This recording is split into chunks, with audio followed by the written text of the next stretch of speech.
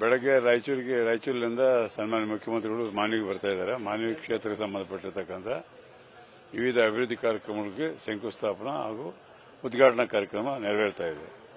So ಅವ್ರ ಜೊತೆಯಲ್ಲಿ ಶ್ರೀಮಾನ್ ಡಾಕ್ಟರ್ ಎಚ್ ಸಿ ಮಾದೇವಪ್ಪನವರು, ಶ್ರೀ ಕೆ ಎಚ್ ಮುನಿಯಪ್ಪನವರು, ಸನ್ಮಾನ್ಯ ಶ್ರೀ ಸತೀಶ್ ಜಾರಕಿಹೊಳಿ ಅವರು, ಅಲ್ಲಿಂದ ನಮ್ಮ ಶ್ರೀ ತಂಗಡಿಯವರು, ಶಿವರಾಜ್ ತಂಗಡಿಯವರು, ಆಮೇಲೆ ನಮ್ಮ ರಹೀಂ ಖಾನ್ ಅವರು ಜೊತೆಗೆ ಬರ್ತಾ ಇದ್ದಾರೆ.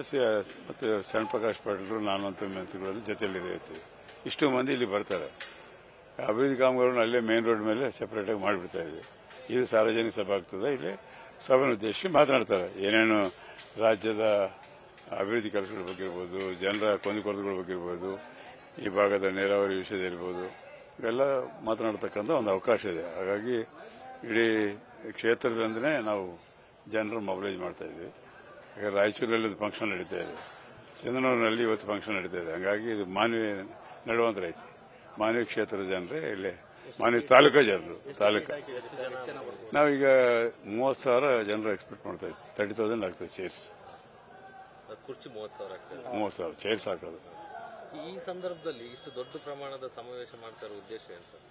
ಈ ಸಮಯ ನಾವು ಯಾವಾಗಲೂ ಮಾಡಿದ್ರು ಅದೇ ರೀತಿಯಾಗಿ ಮಾಡಿದ್ವಿ. ಸಮಾವೇಶ ಮಾಡಿದ್ರೆ ಮಾನ್ವಿಯಲ್ಲಿ ಮಾಡಿದ್ರೆ ಯಾವತ್ತಾದ್ರೂ ಇದೇ ರೀತಿಯಾಗಿ ನಾವು ಕಳೆದ 1999 ನಾನು ಶಾಸಕ ಆದಾಗಲೂ ಇದೇ ರೀತಿ ಮಾಡ್ತಾ ಇದ್ದೀವಿ. ಉದ್ದೇಶ ಇಷ್ಟೇ, ನಾಯಕರು ಬರ್ತಾ ಇದ್ದಾರೆ, ಅನೇಕ ಯೋಜನೆಗಳು ಇವತ್ತು ಜನಪರವಾಗಿ, ಬಡವರ ಪರವಾಗಿ, ರೈತರ ಪರವಾಗಿ ಮಾಡಿದ್ದಾರೆ. ಸೊ ನಮ್ಮ ಸಮಸ್ಯೆಗಳು ಅರ್ಥ ಮಾಡ್ಕೊಳ್ಬೇಕು ಮತ್ತು ಜನರಿಗೆ ಒಂದು ಮಾಹಿತಿ ಹೋಗಬೇಕು. ಅವ್ರು ಮತ್ತೆ ಆ ನಾಯಕರ ಮೇಲೆ ಸಾಕಷ್ಟು ಪ್ರೀತಿ ಇರತಕ್ಕಂಥ ಜನರು ಈ ಭಾಗದಲ್ಲಿದ್ದಾರೆ. ಹಾಗಾಗಿ ಆ ಜನರಿಗೆಲ್ಲ ನಾವು ಒಂದು ಅವಕಾಶ ಕಲ್ಪಿಸಬೇಕು. ಅವ್ರ ಜೊತೆಯಲ್ಲಿ ಮಾತನಾಡಲಿಕ್ಕೆ, ಅವ್ರು ಹೇಳಿರ್ತಕ್ಕಂಥ ವಿಷಯಗಳನ್ನ ಅವ್ರು ಗಮನಿಸಲಿಕ್ಕೆ ಈ ಸಂದರ್ಭದಲ್ಲಿ ಅವಶ್ಯವಿದೆ ಅಂತೇಳಿ ಮಾಡ್ತಾ ಇದ್ದೀವಿ. ಇದು ಸರ್ಕಾರಿ ಕಾರ್ಯಕ್ರಮ ಅಥವಾ ಪಕ್ಷದ ಕಾರ್ಯಕ್ರಮ? ನೋಡಿ, ಸರ್ಕಾರಿ ಕಾರ್ಯಕ್ರಮ ಈಗ ಅಲ್ಲಿ ಮುಗಿತದೆ. ಅಲ್ಲಿ ಮೇಲೆ ಸರ್ಕಾರಿ ಕಾರ್ಯಕ್ರಮ ಉದ್ಘಾಟನಾ ಇವೆಲ್ಲ ಸೆಪರೇಟ್ ಇಟ್ಬಿಟ್ವಿ. ಅಲ್ಲಿ ಮಾಡಿ ಬರ್ತಾರೆ. ಈಗ ನೋಡಿ, ಸರ್ಕಾರದ ಅಭಿವೃದ್ಧಿ ಕೆಲಸಗಳು ಹೇಳಬೇಕಾದ್ರೆ ಸರ್ಕಾರಿ ಕಾರ್ಯಕ್ರಮದಲ್ಲೇ ಮಾತಾಡ್ತೀವಿ. ಅದ್ರಂಗೆ ಅದು ಬಂದಾಗ ಸಹಜವಾಗಿ ನಾವು ಯಾವ ರೀತಿಯಾಗಿ ನಾವು ಪತ್ರಿಕಾ ಜೊತೆಯಲ್ಲಿ ಮಾತಾಡಿದ್ವಿ ಅದೇ ರೀತಿಯಾಗಿ ರಾಜಕೀಯನೂ ಬರ್ತದೆ. ಎಲ್ಲರೂ ಮಾಡೋ ಪ್ರಧಾನಮಂತ್ರಿ, ಈ ದೇಶದ ಪ್ರಧಾನಮಂತ್ರಿಗಳಿಂದ ಹಿಡಿದು ಏನು ದಾರಿದೀಪ ಹಾಕ್ಯಾರ ಈ ಸಭೆಗಳಲ್ಲಿ, ಅದೇ ರೀತಿ ಎಲ್ಲರೂ ನಡ್ಕೊಳ್ತಾ ಇದ್ದಾರೆ. ಈಗ ಮೋದಿಯವರು ಅದೇ ಮಾಡ್ತಾರಲ್ಲ, ಎಲ್ಲನ ಪಬ್ಲಿಕ್ ಗವರ್ಮೆಂಟ್ ಫಂಕ್ಷನ್ಗೆ ಹೋಗೋದು, ಕಾಂಗ್ರೆಸ್ ಕ್ರಿಟಿಸೈಸ್ ಮಾಡೋದು, ಸೋನಿಯಾ ಗಾಂಧಿ ಕುಟುಂಬ, ಇಂದಿರಾ ಗಾಂಧಿ ಫ್ಯಾಮಿಲಿ ಕ್ರಿಟಿಸೈಸ್ ಮಾಡೋದು, ಇಂದಿರಾ ಮಾಡಿದ್ರಂತೆ ಮಾಡಿ ದಾರಿ ಮಾಡಿದ್ದೇ ಶ್ರೀಮಾನ್ ಮೋದಿಯವರು. ಎಂದೂ ಈ ರೀತಿಯಾದಂಥ ಪರಿಸ್ಥಿತಿಗಳು ಯಾವುದೇ ದೇಶದಲ್ಲಿ, ನಮ್ಮ ದೇಶದಲ್ಲಿ ಯಾವುದೇ ರಾಜ್ಯಗಳಲ್ಲಿ ಇರ್ತಿಲ್ಲ. ಇತ್ತೀಚಿನ ಕಾಲದಲ್ಲಿ ಶ್ರೀಮಾನ್ ಮೋದಿಯವರು ಈ ದೇಶದ ಪ್ರಧಾನಮಂತ್ರಿ ಆದ ನಂತರ ಇದು ಸಿಸ್ಟಮ್ ಬದಲಾವಣೆ ಆಗ್ಯದ. ಎಲ್ಲ ಕಡೆ ಓದ್ಕೊಳ್ಳೆ ಪ್ಲಾಟ್ಫಾರ್ಮ್ ಸಿಕ್ಕಿದ್ಕೊಳ್ಳೆ, ಅದು ಗವರ್ಮೆಂಟ್ ಪ್ಲಾಟ್ಫಾರ್ಮ್ ಇರಲಿ, ಪ್ರೈವೇಟ್ ಪ್ಲಾಟ್ಫಾರ್ಮ್ ಇರಲಿ, ಕಾಂಗ್ರೆಸ್ನವ್ರನ್ನು ಮುಕ್ತ ಕಾಂಗ್ರೆಸ್ ಮಾಡ್ತೀನಿ ಅಂತ ಹೇಳೋದು. ಅವರು ಅದರಲ್ಲೇ ಅವ್ರ ಭಾಷಣ ಶುರು ಆಯಿತು ಪ್ರಧಾನಮಂತ್ರಿ ಆದಕೊಳ್ಳೆ, ಮುಕ್ತ ಭಾರತ ಕಾಂಗ್ರೆಸ್, ಮುಕ್ತ ಕಾಂಗ್ರೆಸ್ ಅಂತೇಳಿ. ಈಗ ಆ ದಿಶೆಯಲ್ಲಿ ಎಲ್ಲರೂ ಅದೇ ದಾರಿಯಲ್ಲಿ ಹೋಗ್ತಾ ಇದ್ದಾರೆ, ಎಲ್ಲ ರಾಜಕೀಯ ಪಕ್ಷಗಳು. ಸರ್ಕಾರಿ ಕಾರ್ಯಕ್ರಮ ನಾವು ಇಲ್ಲಿ ನಿಗದಿಪಡಿಸಿದ್ವಿ. ಸರ್ಕಾರಿ ಕಾರ್ಯಕ್ರಮ ಅದಕ್ಕಾಗಿ ನಾವು ಇವತ್ತು ಸುಮಾರು 500 ಕೋಟಿದದು ಮತ್ತು ಈ ಭೂಮಿ ಪೂಜೆ ಏನು 1,686 ಕೋಟಿ ಇಲ್ಲಿ ಫೌಂಡೇಶನ್ ಇದ್ದಾರೆ, ಇಲ್ಲಿ ಭೂಮಿ ಪೂಜೆ ಮಾಡ್ತಾ ಇದ್ದೇವೆ. ಅದೇ ವೆರಿ ಬಿಗ್ ಇದು ಈ ಭಾಗದ ಜನರಿಗೆ ಸತ್ಯಸ್ಥ ಆಗ್ತಕ್ಕಂಥದ್ದು. ಮತ್ತು ನಮ್ಮ ಮೈನ್ ಇರಿಗೇಷನ್ ಎಲ್ಲ ಕೆರೆ ಮತ್ತು ಚೆಕ್ ಡ್ಯಾಮ್ಗಳು ಕಟ್ತಕ್ಕಂಥದ್ದು, ಬೇರೆ ಬೇರೆ ಇಲಾಖೆಗಳು. ಬಸ್ ಸ್ಟ್ಯಾಂಡ್ಗೆ 9,500 ಕೋಟಿ ರೂಪಾಯಿ ಹೊಸ ಬಸ್ ಸ್ಟ್ಯಾಂಡ್ ಪ್ರಾರಂಭ ಕಟ್ತಾ ಇದೀವಿ. ಹೊಸ bus stand, ITI college building ಕಟ್ತಾ ಇದೀವಿ, ಹಾಸ್ಟೆಲ್ ಬಿಲ್ಡಿಂಗ್ ಕಟ್ತಾ ಇದೀವಿ, ಅಂಗನವಾಡಿಗಳು, ಶಾಲಾ ಕೊಠಡಿಗಳು, ಇವೆಲ್ಲ ಜನರಿಗೆ ಬೇಕಾಗಿದ್ವಲ್ಲ.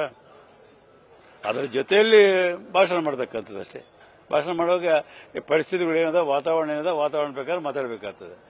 ಉದ್ದೇಶ ಇಷ್ಟೇ, ಈ ಕ್ಷೇತ್ರಕ್ಕೆ ಆಗಿರ್ತಕ್ಕಂಥ ಅಭಿವೃದ್ಧಿ ಕೆಲಸಗಳ ಬಗ್ಗೆ ಅವರು ಇಲ್ಲಿ ಬಂದು ಭಾಗವಹಿಸ್ತಾ ಇದ್ದಾರೆ. ಅದಾದ ನಂತರ ಜನರಲ್ ಆಗಿ ನಡೀತದೆ. ಜನರಲ್ ಅಭಿವೃದ್ಧಿ ಕೆಲಸಗಳ ಬಗ್ಗೆ ಇರ್ತದೆ ಮತ್ತು ಅವ್ರ ಕುಂದುಕೊರತೆಗಳ ಬಗ್ಗೆ ನಾವೆಲ್ಲ ಅವ್ರಿಗೆ ವಿವರಣೆ ಕೊಡ್ತೀವಿ.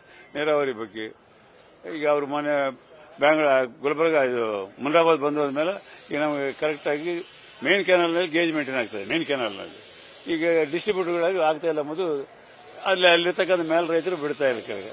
ಈ ರೀತಿಯಾದ ಪ್ರಾಬ್ಲಮ್ ಇದೆ. ಸ್ವಲ್ಪ ನಮ್ಮ ಸ್ಟಾಫ್ ಒಂದು ಕೊರತೆನೇ ಇದೆ. ಎಲ್ಲ ಈಗಾಗಲೇ ಗಮನಕ್ಕೆ ತಂದು ಅವರು ನಿರ್ದೇಶಕ ಕೊಟ್ಟಿದ್ದಾರೆ. ಕೆಲ ಮಂದಿ ಪೋಸ್ಟಿಂಗ್ ಮಾಡ್ತಿದ್ದಾರೆ. ಇದನ್ನು ಬಲವರ್ಧನೆ ಮಾಡ್ತಕ್ಕಂಥ ಒಂದು ಪ್ರಯತ್ನ ಮಾಡ್ತಾರೆ. ಮೇನ್ ನೀರಾವರಿ ಅಲ್ಲ, ನಮಗೆ ಇಲ್ಲಿ ಅವಲಂಬನೆ ಇರತಕ್ಕಂಥದ್ದೇ ತುಂಗಭದ್ರಾ ಕಾಲೇ ಅಲ್ಲ ನೀರಾವರಿ ಮತ್ತು ಕರೆಂಟು. ಕರೆಂಟ್ದಂತೂ ಪರವಾಗಿಲ್ಲ, ಈ ಸಮಯದಲ್ಲಿ ಏನು ತೊಂದರೆ ಆಗ್ತಾ ಇಲ್ಲ. ಸೊ ಈಗ ಅದ್ರ ಜೊತೆಯಲ್ಲಿ ಈಗ ಈ ಜನರ ಡೆವಲಪ್ಮೆಂಟ್ ಕೆಲಸಗಳು ಆಗಲೇಬೇಕಲ್ಲ. KKRDB ಕೆಲಸಗಳಿರ್ಬೋದು, ಶೈಕ್ಷಣಿಕ ಆರೋಗ್ಯಕ್ಕೆ ಸಂಬಂಧಪಟ್ಟಿರ್ತಕ್ಕಂಥ ಇರ್ಬೋದು, ಜನಸಾಮಾನ್ಯರಿಗೆ ಮತ್ತು ನಮ್ಮ ಗ್ಯಾರಂಟಿಗಳು ಏನು ರೆಸ್ಪಾನ್ಸ್ ಅದು ನೋಡಬೇಕು ಜನರಿಗೆ. ಇವೆಲ್ಲವನ್ನು ಕೂಡಿಸಿ ಎಲ್ಲ ಸರ್ಕಾರಿ ಕಾರ್ಯಕ್ರಮ ಅಥವಾ ಸರ್ಕಾರಿ ಆಡಳಿತ ನಡೆಸುವಾಗ ಏನು ಮಾಡಬೇಕು ಅದನ್ನೇ ಮಾಡ್ತಾರೆ. ಓಕೆ. ನ್ಯೂಸ್ ಫಸ್ಟ್ ನಿರ್ಭೀತಿಯಿಂದ ನಿಮ್ಮ ಪರವಾಗಿ.